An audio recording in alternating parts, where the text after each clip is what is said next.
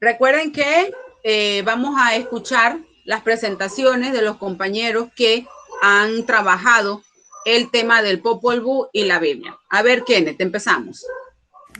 Muy buenos días, profe. Le voy a redactar mi Popol Vuh. En el capítulo 1 se habla sobre cómo fue creado el universo, nos narra las condiciones en las que se encontraba solamente el universo en sombras y en oscuridad. Eh, solo, solo fue creado por forma y,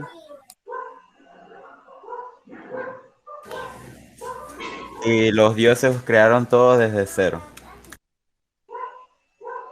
¿Algo más, En- Kenneth? sí, entonces, posterior nos dice que este Dios comenzó a,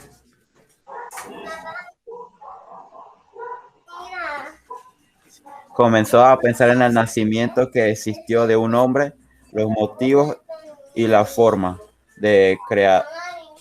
Crearon los estados, partes y cosas. Ya, pro. Ajá, Jafet, cuéntame. Buenos días, profe. Bueno, del cosa ese, Del Popol Vuh. Del Popol Vuh, profe. La parte 3 pues, que dijeron que los progenitores, pues, y los creadores formaron, que bueno, los dioses que usted dice, pues, que no nos cuesta pronunciar, han llegado al tiempo del amanecer, pues, y que terminan aparezca, pues, lo que se juntaron y llegaron, pues. Y que cada, pues, comida o cosas que nosotros tenemos y conocemos, ellos lo tenían por dioses, pues. Nombres como por dioses. Y que cada uno tenía nombres diferentes como animales. Hemos entendido, pues. Ya, Ajá, de profe. lo que leyeron, ¿alguno de los dos me puede decir qué diferencias o qué similitudes hay con la Biblia? Sí, profe, yo. A ver, Eh, Kenneth. ¿Qué similitud tiene que todo se comenzó desde cero, desde las tinieblas? Ajá, ¿qué Igual que más? en la Biblia. Y también Ujú. que casi ellos fueron como nosotros, en que los dioses le daban comida, le daban cómo sobrevivir, les daban, ¿cómo le puedo decir? Por decirlo, pan, semilla y eso para que sembraran. Ajá, Jafet, ¿tienes alguna otra acotación sobre ese tema? ¿Tienes alguna diferencia o alguna similitud entre el Popol Vuh y la Biblia? La verdad, profe, de la Biblia y el Popol Vuh, o sea, sí hay similitud en ciertas cosas, pues. ¿Cómo en Pero cuáles, no, Jafet? no en todas, profe, no en todas. No, no en todas, pero cuéntame en cuáles. Mínimo la cantidad de dioses que hay en el Popol Vuh no la vamos a encontrar en la Biblia. De ahí partimos. Pero ¿qué otras cosas? ¿Qué tú crees que hay de diferente o de similitud entre esos dos textos? Qué bueno, profe. En la actualidad nosotros adoramos a un solo Dios y ellos pues tenían a varios. Entonces, ellos adoraban, como nosotros lo adoramos pues, de nosotros, ¿no? No necesariamente hablamos de adorar, pero sí de creer. Ellos sí Bueno, adoraban, nosotros creemos. bueno, sí, profe, pues. Ajá, Algunos sí adoran, profe. ajá. Por eso lo dije. Recuerden que vimos que el tema religioso no vamos a profundizarlo. Seguimos. Pues, y también que, como dice el compañero, pues, que se comenzó desde cero y se tomó días, pues, para crear el mundo. Ya, profe, ya, que me da pena. Ajá, vamos a seguir. No tiene por qué darte pena, Jafé. Primero, porque nadie te está viendo, porque no quisiste abrir la pantalla. Y segundo, porque estás haciendo tu aportación al tema de lo que vamos a trabajar. Vamos a ver.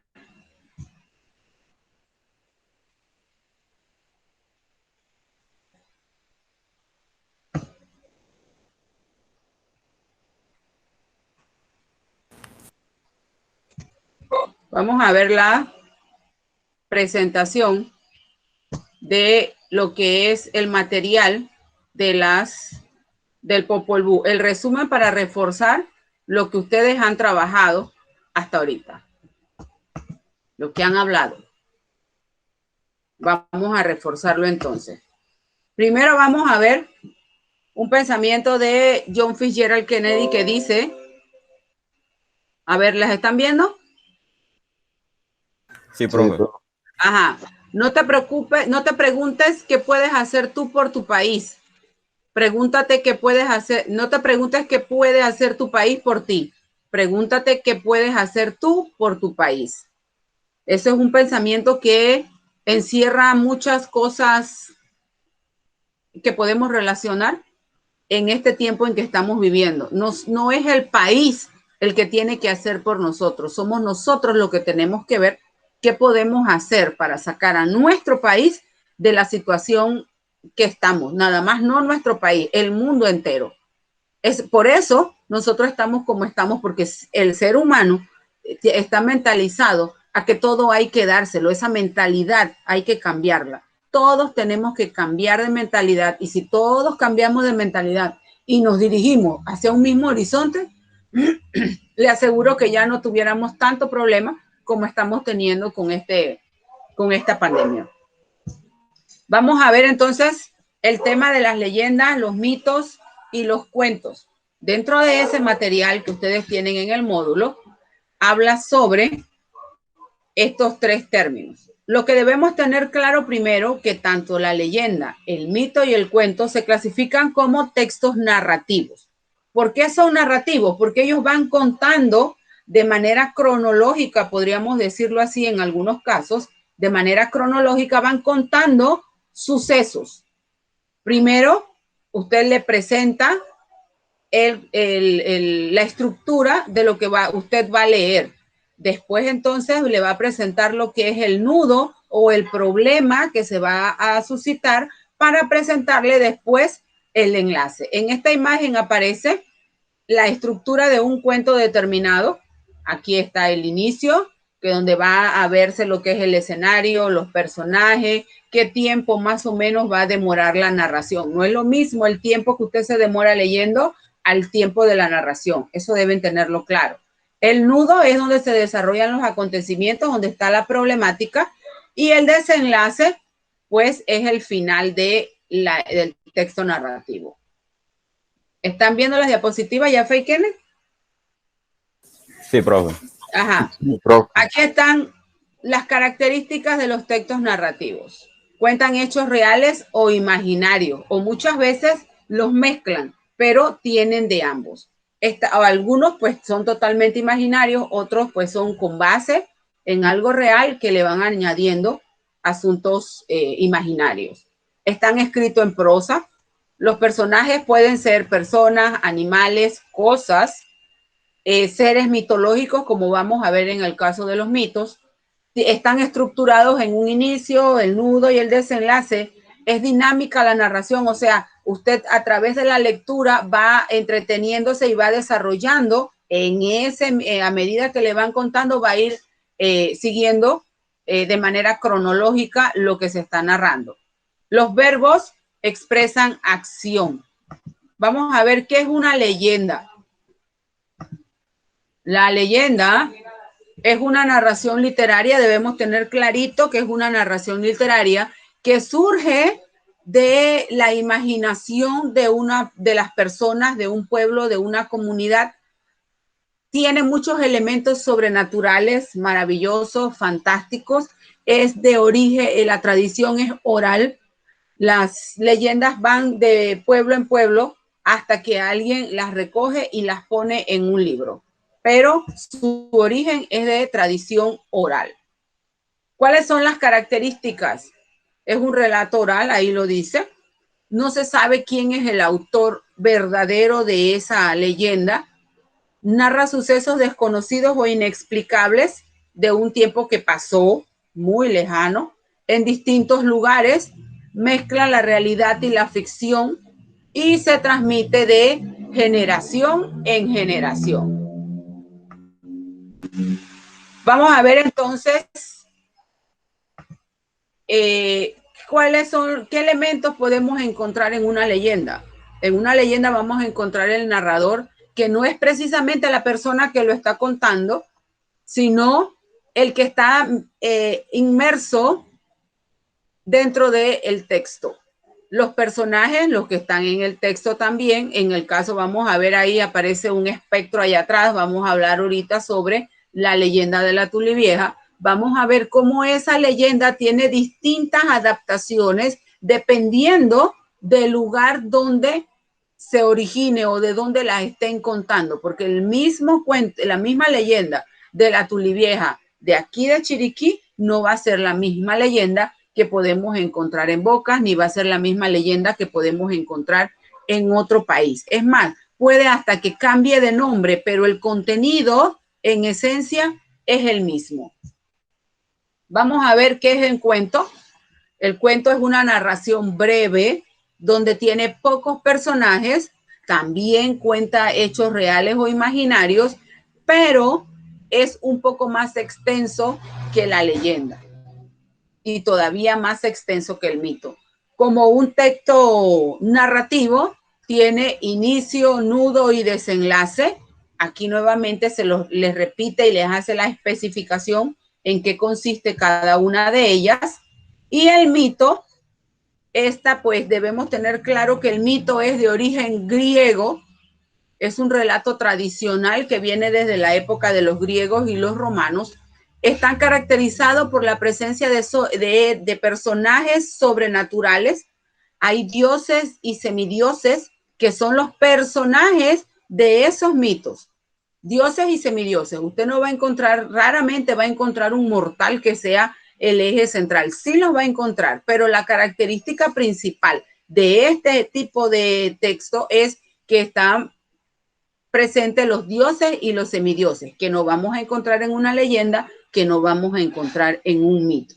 También debemos tener claro que el mito se originó en aquellos tiempos para tratar de explicar algún hecho o acontecimiento o un fenómeno de la naturaleza. Automáticamente lo iban y lo desentrañaban a través de un mito.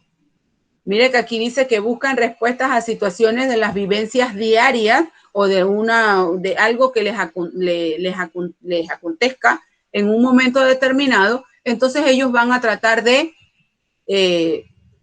representarlo o a tratarlo de justificar a través de un mito. Eso porque era el género que en esa época, en la época de los griegos, estaba, lo que ellos hacían era eso. Miren los temas que ellos trataban: la vida, la muerte, el rayo, el día, la noche, o sea, todo lo que ellos veían a su alrededor, trataban de explicarlo a través de dioses, semidioses, o a través de, que iban a justificarlo a través de un mito.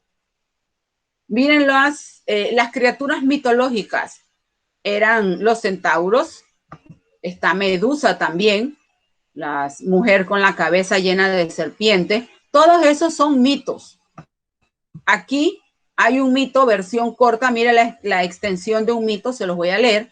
Esa es la justificación de lo que es la caja de Pandora. Miren lo que dice. Cuando Prometeo se atrevió a robar el fuego que portaba el dios Sol en su carro, Zeus, furioso, ordenó a diferentes dioses crear una mujer que pudiera seducir a cualquier hombre. Hefesto la creó con arcilla y le brindó formas sugerentes. Atenea la vistió elegante y Hermes le dio el don de seducir para que finalmente Zeus le dé vida y la mande a la casa de Prometeo. Allí vivía junto a su hermano Epimeteo, que a pesar de haber sido advertido de la venganza de Zeus, aceptó la llegada de Pandora y se enamoró hasta tomarla por esposa. pero Pandora traía con ella una caja con todos los males que puedan contaminar el mundo de desgracias. Uno de esos elementos era la esperanza, consuelo de quien sufre. Pandora, presa de la curiosidad, abrió la caja y así dejó escapar sin quererlo todos los males. La muchacha, invadida por el pánico, cerró la caja. Quedó dentro la esperanza que era necesaria para superar todos los males. Corrió hacia los hombres para intentar consolarlos, hablándoles de la esperanza, explicándoles que siempre podían acudir a ella, ya que estaba bien guardada. Esa de la caja de Pandora es la justificación que ellos le dieron a por qué había tanto mal dentro del mundo, a un castigo, en este caso, del dios Zeus. ¿Ven por qué el mito representa la explicación de los fenómenos que acontecen en la naturaleza? Todos ellos lo representaban por medio de un mito, y que en este caso todos los males que nosotros tenemos en el mundo viene desde aquella época, porque es un castigo del dios de los dioses de los griegos, que era Zeus, y ayudado por los otros dioses que lo acompañaban, pues le dio un castigo al ser humano. Pero dentro de ese castigo también le dejó la esperanza, que es la única que quedó guardada, que es la única que nosotros tenemos actualmente, y de ahí en adelante, pues pensamos que la esperanza es lo último que se pierde, como dice el dicho. ¿Por qué? Porque basándonos en el mito de la caja de Pandora, podemos decir que es lo único que está guardado y lo único que nos puede sacar adelante.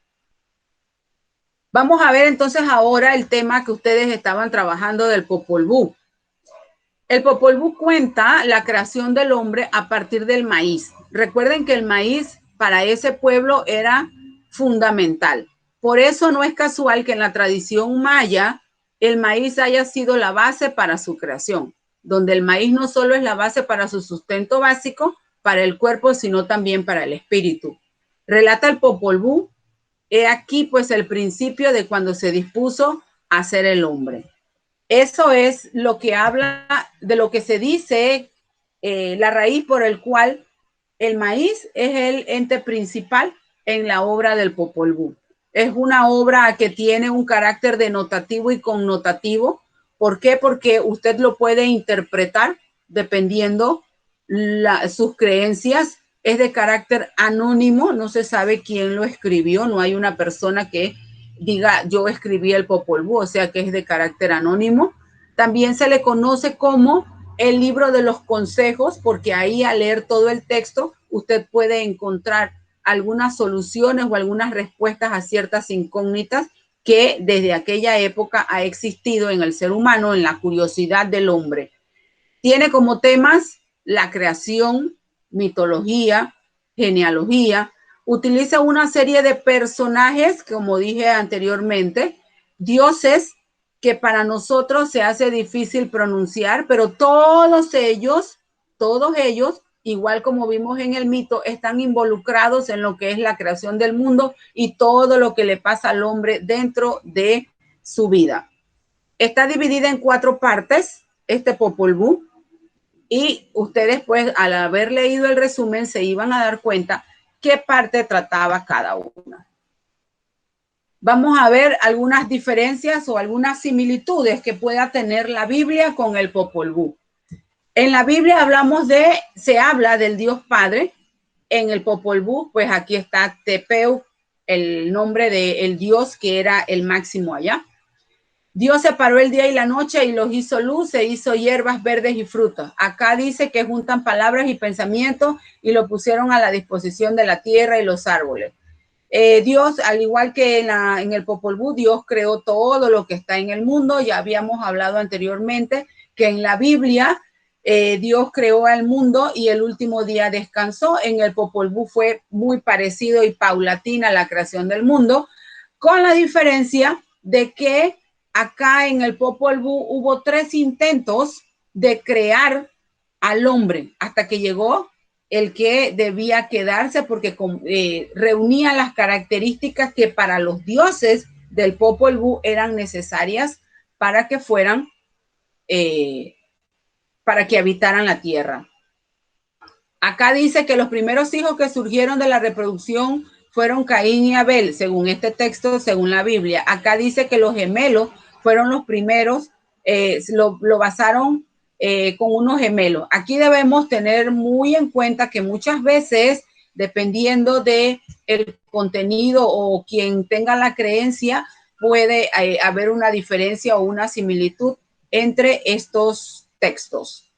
Aquí están unas diferencias entre el mito y la leyenda. Recuerden que dije anteriormente que todos son textos narrativos, pero hay algunas diferencias o similitudes entre uno y otro. Recuerden que les dije que en el mito los personajes pues son dioses o semidioses, animales mitológicos, mitad Dios, mitad hombre, mitad animales, que muchas veces no lo vamos a encontrar en la leyenda, pero en algunas ocasiones, si vamos a basarnos en la leyenda de la Tulivieja, podemos encontrar alguna similitud, pero no tiene ninguna comparación con los personajes principales de los mitos.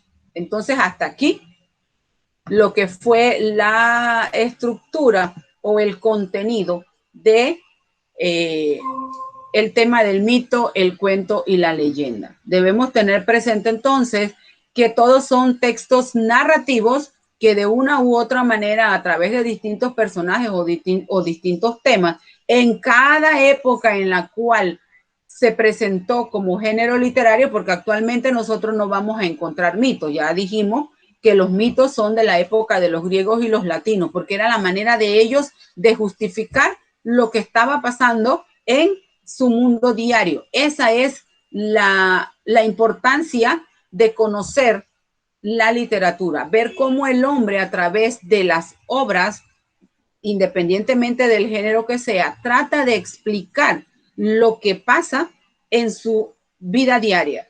Para eso es la literatura. Nosotros podemos tomar una obra literaria para estudiar no nada más el contenido de ese material, sino para estudiar la forma de pensar de la sociedad, la forma que vivían esas personas en ese momento determinado, la situación política, social y económica de un pueblo donde se haya originado el tipo de literatura. La literatura no está separada de la sociedad. La literatura está inmersa dentro de la sociedad. Ahorita yo no les puedo decir a ustedes que me hagan el mito de tal cosa porque no es un tema que usted maneje el desarrollar cómo se hace un mito, porque es un género que ya no se cultiva, pero ustedes perfectamente pueden agarrar y pueden hacer un cuento de la situación que se está haciendo, pueden hacer un video de la situación que estamos viviendo, pueden hacer una caricatura, pueden hacer un cómic, que son los recursos que utiliza actualmente el ser humano para presentar la situación que se está viviendo.